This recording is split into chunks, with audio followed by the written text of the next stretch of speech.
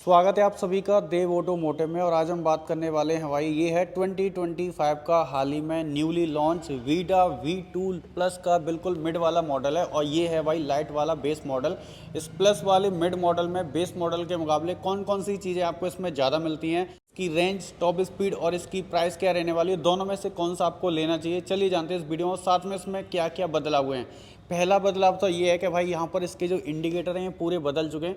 ऊपर की ये जो फेयरिंग है ये जो ऊपर वाला हिस्सा है ये पूरा बदल चुका है। जबकि यहाँ पर आपको अब इनबिल्ट वाले इंडिकेटर मिल जाते हैं विद हैजार्ड के साथ। छोटा सा वाइजर मिलता है, यहाँ पर मैट ग्रे कलर है, यहाँ भी मैट ग्रे कलर का आपको एप्रेन मिलता है, बीटा की बैजिंग है। ऑल एलईडी लाइट का सेटअप मिलता है, डीआरएल आपको मिल जाते हैं, डुअल एलईडी प्रोजेक्टर आपको मिलते हैं, साथ में एलईडी हेडलाइट का इसमें पूरा का पूरा आपको सेटअप मिल जाता है। बाकी फ्रंट में आपको डुअल टेलीस्कोपिक सस्पेंशन मिलते हैं। आगे वाला जो मडगार्ड है ये भी आपको बिल्ड क्वालिटी में काफ़ी बेहतरीन मिल जाता है। बाकी दोनों साइड में रिफ्लेक्टर, 220 mm की फ्रंट में डिस्क मिलती है, बाई ब्रेक के कैलीपर, 90-90-12 का इसमें आपको ट्यूबलेस टायर मिलता है। बाकी इसके जो एलॉय व्हील है, अब यहाँ पर आपको 12 इंच के न्यू डिजाइन के 5 स्पोक वाले एलॉय व्हील मिलते हैं, जो कि थोड़ी सी मशीन फिनिश वाले यहाँ पर डुअल टोन कलर में दिए गए हैं। बाकी यहाँ पर जो ग्राउंड क्लियरेंस है वो भी आपको काफ़ी लगभग 165 के आसपास मिल जाती है। बाकी भाई ये है इसका चेसी नंबर। इसका जो लेग स्पेस एरिया ये भी यहाँ पर आपको काफ़ी बढ़िया मिल जाता है। अगला बदलाव ये हुआ है कि भाई अब इस नए वीडा V2 में आपको 7 इंच की TFT कलर डिस्प्ले मिलती है, वो भी टच स्क्रीन के साथ, जो कि पहले वाले मॉडल्स, जो कि पहले वाले वीडा V1 से काफ़ी अच्छी क्वालिटी की है। और इसका जो टच का रिस्पॉन्स है ये भी बढ़िया है। ऊपर में क्लॉक मिल जाती है, हैजार्ड है यहाँ पर। इसमें GPS नेविगेशन आप चला सकते हैं डिस्प्ले में पूरी की पूरी, और odometer, trip meter, date time calendar आप इसमें सेट कर सकते हैं। एवरेज स्पीड दिखा रहा है।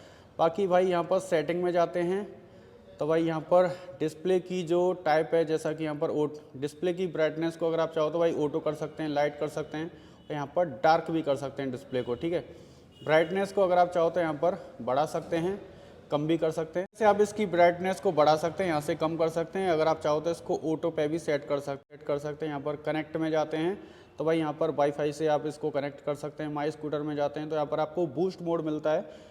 इस स्कूटर को अगर आप चाहो तो बूस्ट मोड में अप्लाई करके आप किसी भी गाड़ी को ओवरटेक कर सकते हैं। इंडिकेटर के साथ अगर आप चाहो तो इसमें इस तरह का बर्जर साउंड भी आप यहाँ पर ऑन कर सकते हैं, ऑफ भी कर सकते हैं। दोनों चीज़ें आपको इसमें मिलती हैं। ऑक्स बैटरी दिखा रहा है।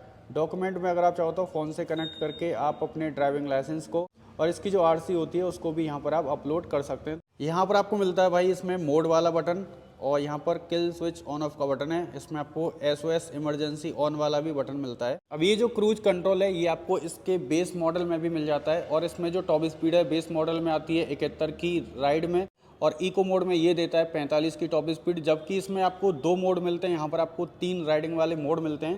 पहला तो इसमें आपको इको मोड मिल जाता है, ये देखो। सबसे पहले मैं इसको यहाँ पर ऑन कर लेता हूँ।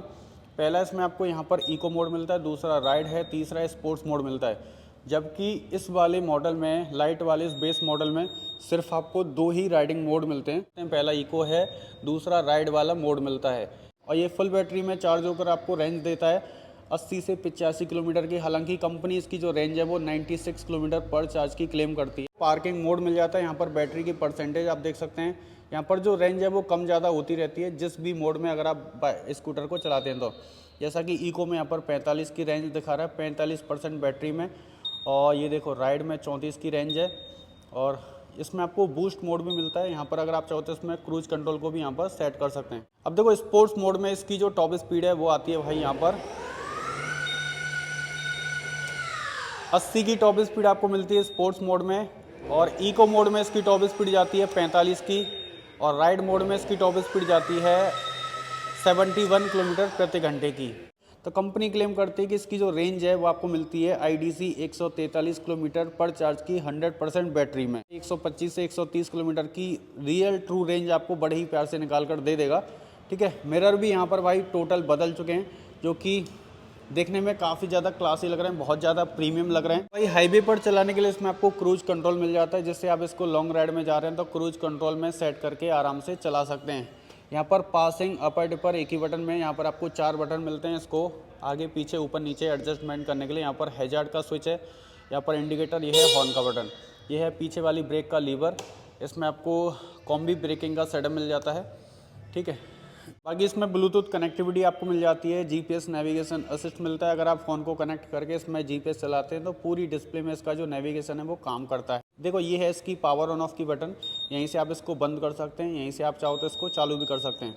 अगला सबसे बड़ा बदलाव ये है कि भाई इसकी जो चाबी है वो पहले वाले वीडा V1 के मुकाबले पूरी बदल चुकी है। अब ये थोड़ी सी साइज़ में बड़ी है जो कि कार जैसी लग रही है। यहाँ से अगर आप चाहो तो इसके बूट को भी ओपन कर सकते हैं, हेडलाइट को आप ऑन कर सकते हैं। कहीं भी पार्किंग में खड़ा है, आपको फाइंड करना है कि आपका स्कूटर कहाँ पर है, तो इस वाली बटन को आप प्रेस करके इंडिकेटर इसके ब्लिंक करेंगे तो आप स्कूटर को आसानी से ढूंढ सकते हैं। ठीक है, बाकी यहाँ पर आपको पार्क मोड मिल जाता है। ये वाली जो चाबी इसमें दी गई है ये सिर्फ भाई इसकी बैटरी को ही ओपन करने के काम आती है। यहाँ पर ऑन ऑफ का बटन है, यहाँ पर पावर ऑन ऑफ का बटन है, और यहाँ पर आपको भाई इसके बूट को ओपन करने का एक एक्स्ट्रा बटन मिलता है। अगर आप चाहो तो इसमें ऊपर में स्लाइड करके भी आप इसकी डिग्गी को यहाँ पर, इसके बूट को यहाँ पर इस तरह से ओपन कर सकते हैं। इस तरह से इसका जो बूट है ये ओपन हो जाता है, एक तो चाबी से, एक यहाँ से और एक टच के द्वारा। ठीक है, बाकी यहाँ पर USB चार्जिंग का आपको पोर्ट मिलता है। यहाँ पर मोबाइल को चार्ज करने के लिए कैरी हुक मिल जाता है। इसमें आपको DC फास्ट चार्जर का भी आपको सपोर्ट मिल जाता है। भाई प्राइस पॉइंट के हिसाब से देखा है तो ये जो स्कूटर है वो बहुत ही ज़्यादा मेरे को वैल्यू फॉर मनी लग रहा है। तो अगर आपका बजट बिल्कुल ही कम है, आपको थोड़ा सा बिल्कुल ही लोकल एरिया में चलना है, तो आप ये बेस मॉडल भी ले सकते हैं। लेकिन थोड़ा सा बजट बढ़ा के मेरे हिसाब से ये वाला मॉडल, आपको ये V2 प्लस वाला मॉडल लेना चाहिए, जो कि 1,15,000 रुपये एक्स शोरूम कॉस्ट करता है। अब जान लेते हैं कि भाई इसमें क्या क्या चीज़ें आपको मिलती हैं इस बेस मॉडल के मुकाबले।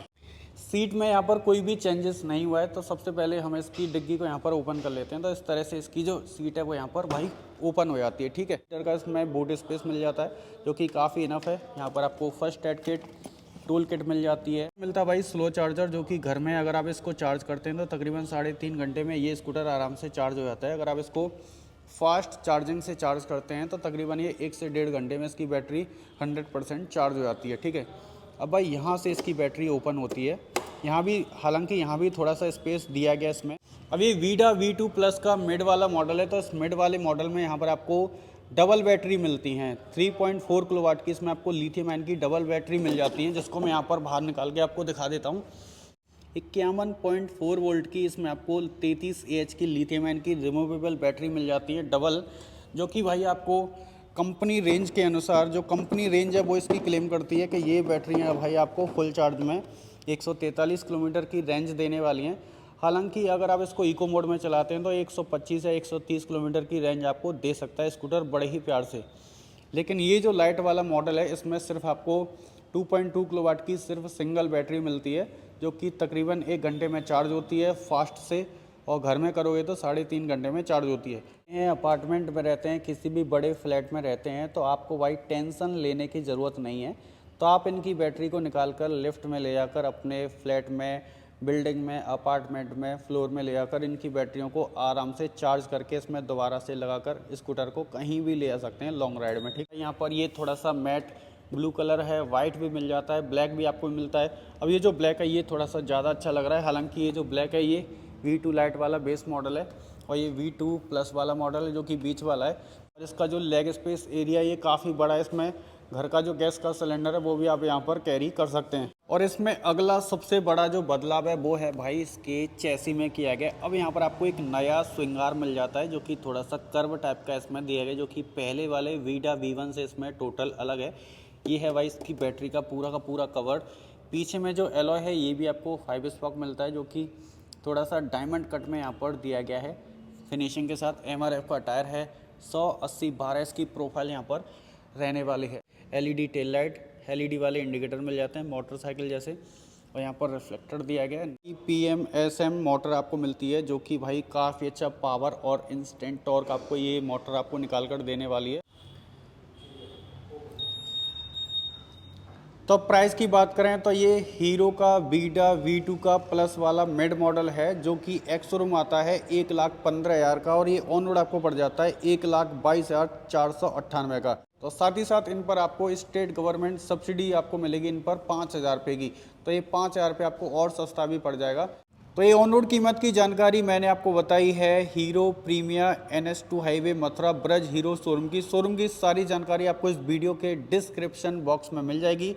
अगर आप मथुरा के रहने वाले हो और बीडा V2 इलेक्ट्रिक स्कूटर परचेज करना चाहते हो तो ये स्कूटर भाई यूपी में पहली बार ही यहाँ पर सिर्फ यहीं पर आया है, कहीं पर ये स्कूटर अभी आया नहीं है।